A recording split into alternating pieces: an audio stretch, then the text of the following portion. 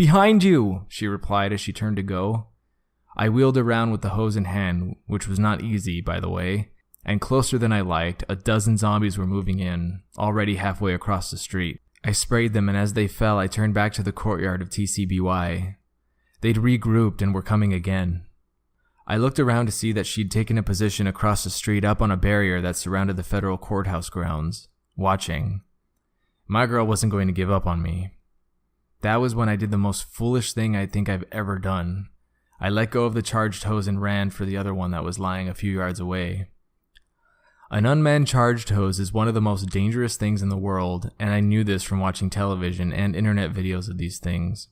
With thousands of pounds of pressure pouring out, an uncontrolled hose is like a giant bolo flailing about. It doesn't care who or what it hits. I got to the other hose and opened the lever on it and then let it go too. There were two unmanned hoses thrashing around like Hydra's tentacles, and I was in the middle of them with zombies getting closer and closer. I ducked low and ran out of there. Well, I tried to at least. Several thousand pounds of uncontrolled water flying around out of a 5-pound brass nozzle hurts like hell when it hits you. Both hoses had been flying around hitting zombies, and the water spray kept knocking them back. The nozzle hit those that got past, and some were hit hard. I was probably between the two when the nozzle from one of the hoses slammed into my back. Pain shot from my ribs down to my right leg and my toes, knocking me to the ground.